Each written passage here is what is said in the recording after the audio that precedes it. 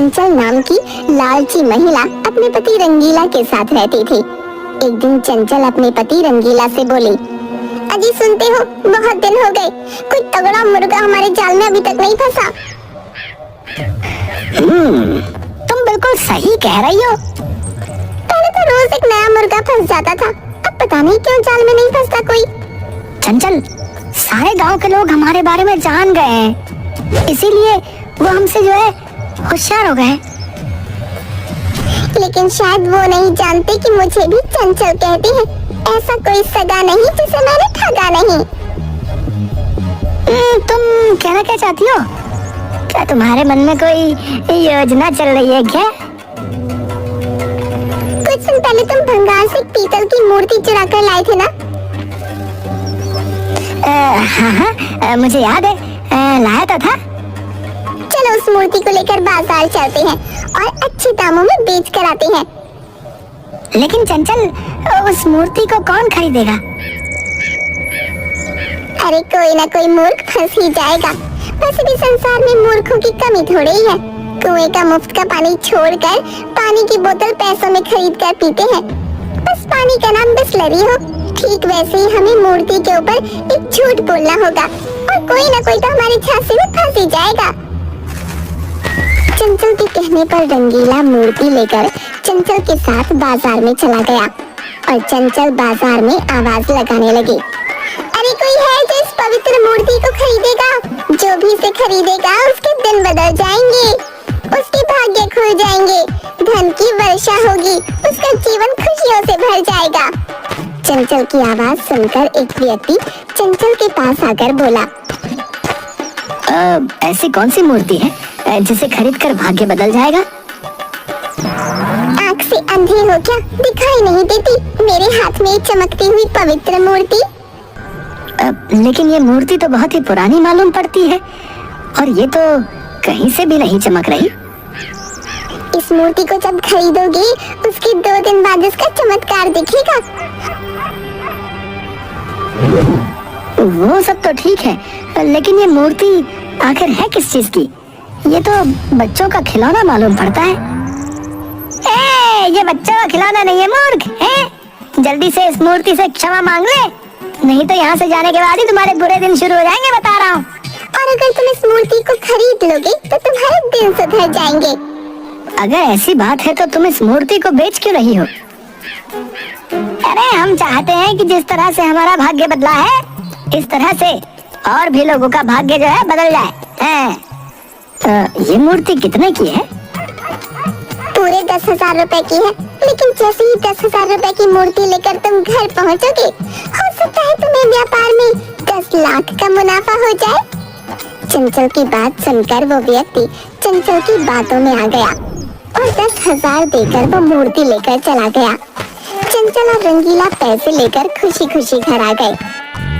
देखा आपने मेरे दिमाग का कमाल। मान गया चंचल है, तुमने कबाड़ी की दुकान से चुराई हुई मूर्ति इतने महंगे दामों में बेच दी। चलो हमारे 1 महीने के राशन पानी का तो जुगाड़ हो गया। चंचल ने इतना कहा ही था, तभी वहाँ पर गांव का मुखिया क्रोधित होता हुआ आ गया। उन दोनों की ओर देखकर बोला, तुम दोनों की इन गिरी हुई हरकतों से मैं तंग आ गया हूँ। तुम दोनों में शर्म नाम की कोई चीज बची है या नहीं? आप कहना क्या चाहते हैं मुखिया जी? इस तरह से आपको हमारे घर में आकर हमें अपमानित करने का कोई अधिकार नहीं। बकवास बंद करो चंचल। तुमने और तुम्हारे पति ने कुछ देर पहले जिस व्यक्ति को ठगा था, वो हमारे गांव का नहीं बल्कि पड़ोस के गांव का था, समझे? तो हम क्या करें? हमने तो व्यापार किया है। अरे जिसे तुम व्यापार कहते हो उसे मूर्ख बनाना कहा जाता है, समझे? एक तो वैसे भी हमारे गांव में पिछले 3 वर्षों से वर्षा नहीं हुई, पूरा गांव सूखे से ग्रसित है और ऊपर से तुम लोगों की हरकतें। अगर ऐसे ही हाल रहा तो पड़ोस के गांव वाले हमारे गांव के लोगों की मदद करना भी छोड़ देंगे। आप हमसे क्या चाहते हैं? सीधी तरह से तुम दोनों ये गांव छोड़कर अभी और इसी वक्त यहाँ से चले जाओ। हाँ, वरना मजबूरन मुझे तुम दोनों को धक्के देकर इस गांव से निकालना पड़ेगा। इतना कहकर मुखिया क्रोधित होकर वहाँ से चला गया। उसके जाते ही रंगीला अपनी पत्नी से बोला, आखिर ये मुखिया अपने आप को समझता क्या है? देखता हूँ कौन आता है हमें हमारे घर से निकालने के लिए। ऐसा मत कहिए, अभी यहाँ से जाने में ही भलाई है। कुछ दिनों बाद जब गांव वालों का गुस्सा ठंडा हो जाएगा तब यहाँ आ जाएंगे। शायद तुम सही कहती हो। वैसे भी हम दोनों को जंगल की सैर किए हुए काफी समय हो चुका है। चलो जंगल में जाकर थोड़ी सी हरियाली का आनंद भी उठाते हैं। रंगीला और चंचल अपने घर से निकलकर जंगल की ओर चले गए। चलते चलते मेरे तो पैर जवाब दे गए हैं। चलो उस पेड़ के नीचे थोड़ा आराम कर लेते हैं। चंचल और रंगीला उस पेड़ के नीचे बैठकर आराम करने लगे। तभी चंचल की नजर सामने वाले पेड़ के नीचे लेटे हुए एक साधु पर पड़ी। चंचल अपने पति की ओर देखकर बोली, देखो वो सामने उस पेड़ के नीचे एक साधु सो रहा है। सुना है चंचल कि जंगल के अंदर जो भी साधु रहते हैं वो बहुत तपस्वी होते हैं। रंगीला ने इतना कहा ही था कि तभी उस साधु की आंख खुल गई और वो धीरे धीरे कदमों से उन दोनों के पास आकर गौर से देखने लगा। ऐसे आंखें फाड़ फाड़ कर क्या देख रहे हो? तुम दोनों कौन हो और इस जंगल में क्या कर रहे हो? रंगीला रोता हुआ उस साधु की ओर देखकर बोला, साधु महाराज, पिछले 3 वर्षों से हमारे गांव में वर्षा नहीं हुई। सारी फसलें सूख चुकी है। अब तो गांव में भूखमरी फैलने लगी है। मुझसे क्या चाहते हो? अजी आप हमें कोई ऐसी चमत्कारिक वस्तु दे दीजिए जिससे हम अपने गांव वालों की मदद कर सकें। चंचल की बात सुनकर वो साधु बहुत ही रहस्यमयी अंदाज में चंचल से बोला, तुम दोनों के चेहरों में मुझे सच्चाई नजर आती है। मैं तुम्हें एक ऐसी वस्तु देता हूँ जिसे तुम किसी भी चीज में स्पर्श करोगे तो वो चीज सोने की बन जाएगी और उस सोने को बेचकर तुम अपने गांव वालों की मदद कर सकते हो। साधु की बात सुनकर रंगीला और चंचल की आंखों में चमक आ गई। तो फिर देर किस बात की है साधु महाराज, लाइए ना वो वस्तु हमें दीजिए। साधु जमीन पर पड़ी हुई मिट्टी उठाकर उसमें कुछ मंत्र पढ़ने लगा और वो मिट्टी चंचल को पकड़ाते हुए बोला, इसे एक झोली में रख लो। इस मिट्टी के कण को तुम किसी भी वस्तु में स्पर्श करोगी, वो वस्तु सोने की बन जाएगी। इतना बोलकर वो साधु वहाँ से चला गया। साधु के जाते ही रंगीला चंचल से बोला, मुझे कोई पाखंडी साधु लगता था, जाते जाते हमें मिट्टी पकड़ाया। ये तो हमें इस मिट्टी का इस्तेमाल करने के बाद ही पता लगेगा। थोड़ी सी मिट्टी उस पेड़ की डाल के ऊपर स्पर्श करके देखो। रंगीला ने जैसे ही मिट्टी के कण पेड़ की डाल पर स्पर्श किए तो पेड़ की डाल सोने की बन गई। हम तो मालामाल हो गए आरती। अब तो हमें लोगों को ठगने की और मूर्ख बनाने की कोई आवश्यकता नहीं। हाँ, अब हम किसी भी वस्तु को सोने में परिवर्तित कर सकते हैं। तुम तो बिल्कुल मूर्ख की मूर्ख रहोगे। हमारे हाथ कितनी असाधारण वस्तु लगी है, तुम्हें इसका अंदाजा भी नहीं है। मतलब अब वक्त आ गया है गांव वालों से अपने अपमान का बदला लेने का। चलो मेरे साथ अपने गांव चलें। चंचल और रंगीला अपने गांव आ गए। चंचल सारे गांव वालों को एकत्रित करके उनकी ओर देखकर बोली, गांव वालों, पिछले 3 वर्षों से हमारे गांव में भयंकर सूखा पड़ा है। फसलें सूख चुकी हैं। धन की वजह से सभी लोग भूख से बेहाल हैं। मैं तुम सब गांव वालों की मदद कर सकती हूँ। गांव का एक व्यक्ति चंचल की ओर देखकर बोला, अरे तुम हमारी मदद कैसे कर सकती हो? सारा गांव जानता है कि तुम और तुम्हारा पति सिर्फ दूसरों को मूर्ख बनाना जानते हैं। तभी उस भीड़ में से मुखिया भी निकलकर बोला, तुम सही कहते हो। इतना बोलकर मुखिया चंचल से बोला, चंचल, हम सब वैसे भी परेशान हैं। अब तुम लोगों को ठगने का कौन सा नया तरीका लेकर आई हो भाई? मैं कोई ठगने का तरीका लेकर नहीं आई मुखिया जी। मेरे पास एक ऐसी वस्तु है जिससे मैं किसी भी वस्तु को स्पर्श कर दूं ना तो वो सोने की बन जाए। अगर आपको विश्वास नहीं होता तो ये चमत्कार मैं आपकी आंखों के सामने करके दिखा दूंगी। इतना बोलकर चंचल ने एक लकड़ी पर मिट्टी के कण फेंक दिए। लकड़ी सोने की बन गई। ये चमत्कार देखकर मुखिया आश्चर्यचकित होकर बोला, तुम्हारे पास ये चमत्कारी वस्तु कहाँ से आई? वो सब छोड़ो मुखिया जी, मैं सब गांव वालों की मदद कर सकती हूँ, लेकिन एक शर्त पर। कैसी शर्त? तुम सब गांव वालों को मेरी गुलामी स्वीकार करनी पड़ेगी। मुखिया के बोलने से पहले ही एक व्यक्ति चंचल की ओर देखकर बोला, हमें तुम्हारी शर्त मंजूर है। हमें तो बस अच्छा भोजन, साफ पानी और कपड़े ही चाहिए, जो कि धन से खरीदे ही जा सकते हैं। तो फिर ठीक है, मैं तुम्हारी मदद करने को तैयार हूँ। इतना बोलकर चंचल ने मिट्टी के कण एक दूसरी लकड़ी के ऊपर फेंक दिए। मगर जैसे ही उसने उस लकड़ी के ऊपर मिट्टी के कण फेंके, अचानक एक तेज धमाका हुआ और देखते ही देखते पूरा गांव सोने में परिवर्तित हो गया। यहाँ तक कि गांव की धरती भी सोने में परिवर्तित हो गई। रंगीला घबराते हुए बोला, चंचल, ये कैसे हो गया? पता नहीं ये कैसे हो गया। पूरे गांव को सोने में परिवर्तित होते देखकर सभी गांव वाले खुशी से अपने घर की ओर भागने लगे, जो कि सोने में परिवर्तित हो चुके थे। मगर उन सब ने देखा कि भोजन और पानी भी सोने का बन चुका था।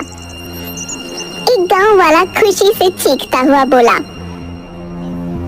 अरे कोई बात नहीं, मैं अपने गांव का ढेर सारा सोना बाहर ले जाऊंगा और दूसरे गांव में जाकर अपना जीवन काटूंगा। हाँ। इतना बोलकर उस गांव वाले ने ढेर सारा सोना एकत्रित कर लिया। मगर जैसे ही उसने गांव की सीमा के बाहर प्रवेश किया, वो सोना मिट्टी का बन गया। अरे ये कैसे हो गया? ये तो सोने से मिट्टी बन गया। इसका मतलब हम अपने गांव के सोने को गांव की सीमा से बाहर नहीं ले जा सकते। और अब तो मुझे बहुत तेजी से प्यास लग रही है। तभी उसे दूर से एक दूसरा व्यक्ति नजर आया, जिसके हाथ में एक पानी की बोतल थी। गांव वाला दौड़ते हुए उसकी ओर पहुंचा और बोला, मुझे पानी पिला दो, मुझे बहुत तेजी से प्यास लगी है। उसने व्यक्ति से जैसे ही पानी उस गांव वाले को पिलाया, वो पानी सोने का बन गया।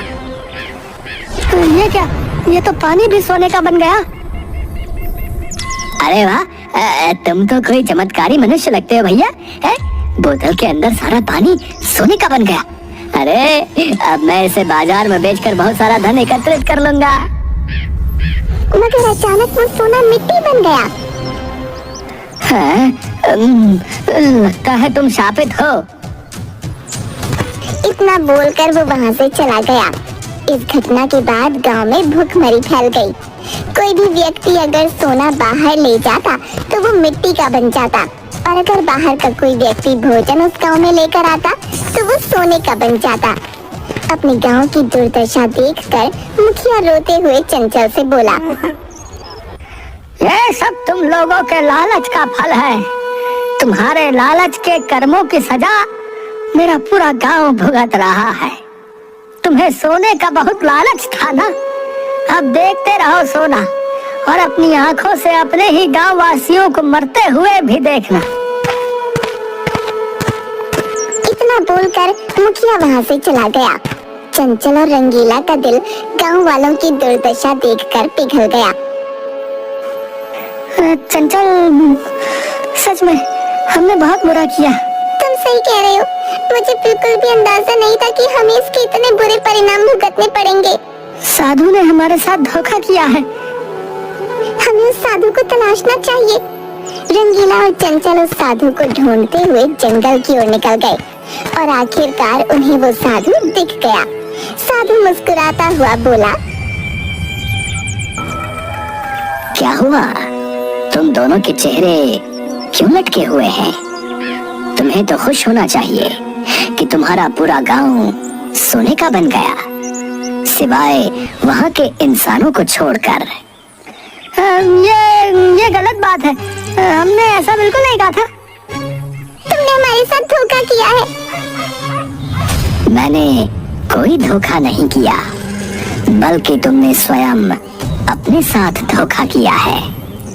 लालच इंसान को अंधा कर देता है और मैंने तुम दोनों के चेहरे पर लालच की चमक देख ली थी। तुम्हारे लालच ने ही तुम्हारे गांव की ऐसी दुर्दशा की है। हमारे गांव को पहले जैसा ही कर दो साधु महाराज। नामुमकिन। बड़ी मुश्किल से मुझे अपने अपमान का बदला लेने का मौका मिला है। बदला? कैसा बदला? वर्षों पहले तुम्हारे गांव वालों ने मुझे अपमानित करके गांव से बाहर निकाल दिया था। आखिर मेरी गलती क्या थी? मैं सिर्फ जादू टोना करता था। जादू टोने में कभी कभी इंसानों की बलि भी ले लिया करता था। तब से ही मैं इस जंगल में भटक रहा हूँ।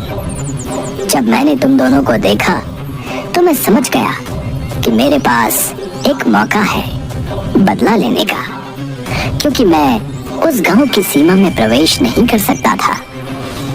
एक बहुत पहुंचे हुए साधु ने अपने मंत्रों की शक्ति से वहां पर एक रोक लगा रखी थी। मैं तुम्हें छोड़ूंगा नहीं कपटी साधु। इतना बोलकर रंगीला ने जैसे उसे पकड़ने की कोशिश की, अचानक वो धुआं बनकर उड़ गया और बोला, मूर्ख, पकड़ा तो जीवित लोगों को जाता है, आत्मा को नहीं। मेरी आत्मा बदला लेने के लिए वर्षों से भटक रही थी, मगर जैसे ही तुम्हारी नजर मुझ पर पड़ी, मैं समझ गया कि तुम उसी गांव के वासी हो, मगर बहुत कठोर और लालची किस्म के। मेरे जैसी काली आत्मा को तुम्हारे जैसे बुरे इंसान ही देख सकते हैं। इतना बोलकर धुआं गायब हो गया। चंचल और रंगीला आंखों में आंसू लिए वहां से वापस आ ही रहे थे कि तभी उनकी नजर एक समोसे की दुकान पर पड़ी। हमें अपने गांव वालों के लिए समोसे खरीद लेने चाहिए, वो बेचारे बहुत दिन से भूखे हैं। क्या फायदा आरती, ये समोसे जैसे ही हमारे गांव की सीमा में जाएंगे फिर से सोने के बन जाएंगे। चंचल रोती हुई बोली, हमें कोशिश करके देखनी चाहिए, मुझसे अपने गांव वालों की भूख नहीं देखी जाती। चंचल ने उस समोसे वाले से सारे समोसे खरीद लिए और रंगीला बहुत भारी पानी की टंकी अपने सर पर उठा गांव की सीमा के अंदर चला गया, मगर उनकी वस्तुएं सही सलामत थीं। गर्मा गर्म समोसे और पानी को देखकर पूरा गांव टूट पड़ा। ये कैसे संभव हुआ चंचल? हम जो भी खाने और पीने को लाए वो सोने का क्यों नहीं बना? मुझे समझ आ गया है, ईश्वर ने हमें एक मौका दिया है। हमें गांव वालों की अब जी जान से सेवा करनी चाहिए। उस दिन के बाद चंचल और रंगीला रोज खाने और पीने की वस्तुएं खरीदकर गांव लाने लगे। ये सब देखकर मुखिया खुश होते हुए चंचल और रंगीला से बोला, मुझे खुशी है कि तुम दोनों के अंदर का लालच खत्म हो चुका है। तुम्हारा दिल भी दूसरों की भूख देखकर तड़पने लगा है। मुझे विश्वास है कि एक न एक दिन सब कुछ सही हो जाएगा। मुखिया ने इतना कहा ही था कि तभी एक साधु वहां आ गया। कौन है आप? आपके चेहरे पर तो तेज झलक रहा है। मुझे खुशी है कि तुम दोनों के अंदर इंसानियत जाग उठी। अगर तुम्हारे अंदर इंसानियत नहीं जागती तो तुम्हारा ये गांव ऐसे ही सोने का बना रहता और सब लोग भूख से तड़प तड़प कर मर जाते। साधु ने इतना कहा कि तभी वो सोने का गांव अचानक से सामान्य हो गया और आसमान में काले काले बादल घिर आए और वर्षा होने लगी। चमत्कार हो गया साधु बाबा, आपके कदम हमारे गांव में क्या पड़े, हमारे ऊपर लगा श्राप खत्म हो गया। नहीं, सब कुछ तुम्हारी वजह से हुआ है आरती। मुझे सब पता है कि किस तरह से उस कपटी साधु की आत्मा ने तुम लोगों को धोखा देकर तुमसे ऐसा पाप करवाया। उसकी आत्मा अब नर्क में जा चुकी है और उसकी आत्मा को नर्क में भेजने वाले भी तुम ही हो, क्योंकि तुमने अपने दिल में लालच को खत्म कर दिया और सच्ची श्रद्धा से गांव वालों की सेवा करने लगे। लेकिन साधु बाबा, आखिर उस साधु की आत्मा से हमारे गांव की क्या दुश्मनी थी? ये बरसों पुरानी बात है मुखिया। जब वो साधु यहाँ पर काली विद्या और तंत्र मंत्र किया करता था और मासूम और निर्दोष लोगों की बलि ले लिया करता था, गांव वालों ने उसे धक्के देकर बाहर निकाल दिया। उस समय मैंने ही इस गांव की सीमा पर अपने मंत्रों की शक्ति से एक अदृश्य रेखा खींच दी। साधु बदला लेने की ललक में तड़प तड़प कर मर गया। जब रंगीला और चंचल की नजर उसकी आत्मा पर पड़ी तो बरसों पुरानी उसका बदला लेने की ललक जाग उठी। पर अब सब कुछ सही हो चुका है। इतना बोलकर साधु वहाँ से चला गया। उस दिन के बाद गांव में वर्षा होने लगी और देखते ही देखते पूरा गांव हरियाली से भर गया।